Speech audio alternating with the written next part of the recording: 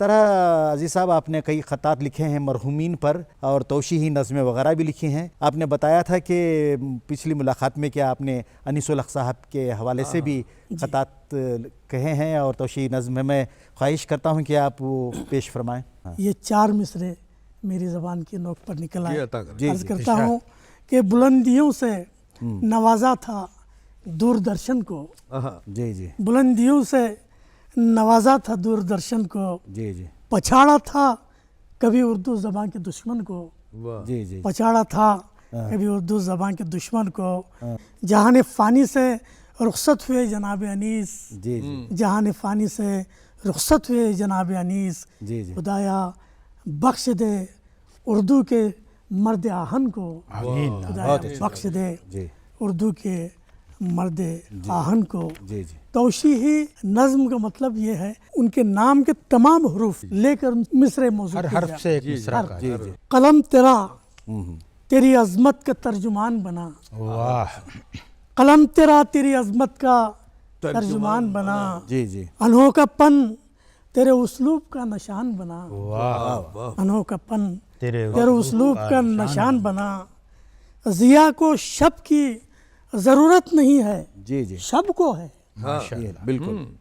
یہی سبب ہے اجالوں کا صاحبان بنا. واہ کیا بات ہے. اجالوں کا صاحبان. جی جی. بہت اچھا. اجالوں کا صاحبان بنا. جی جی. میم سے دیکھیے کہ منافقت کی نظر میں بہت کھٹکتا تھا.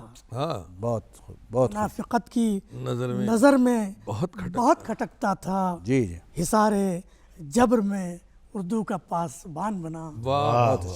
جبر میں بہت اردو کا پاسبان بنا. جی جی. مکی زمیں کا تھا لیکن نظر تھی گردوں پر. واہ واہ. مکی زمیں کا تھا جی. لیکن نظر تھی گردوں پر. دیار فکر میں وہ فن کا آسمان بنا. بہت اچھا. فکر میں وہ فن کا آسمان بنا. پھر الف سے دیکھیے کہ اگرچہ لاکھ مصائب کے درمیان تھا مگر. اگرچہ لاکھ مصائب کے درمیان تھا مگر نگاہ دہر میں اردو کی آن بان بنا. یقین تھا اسے ساحل نصیب ہوگا ضرور.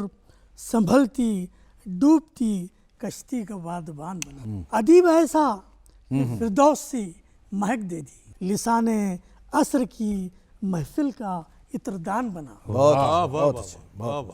پھر ہے سے دیکھیے کہ حیات بخش تھا اس کا ہر ایک عمل اے عزیز.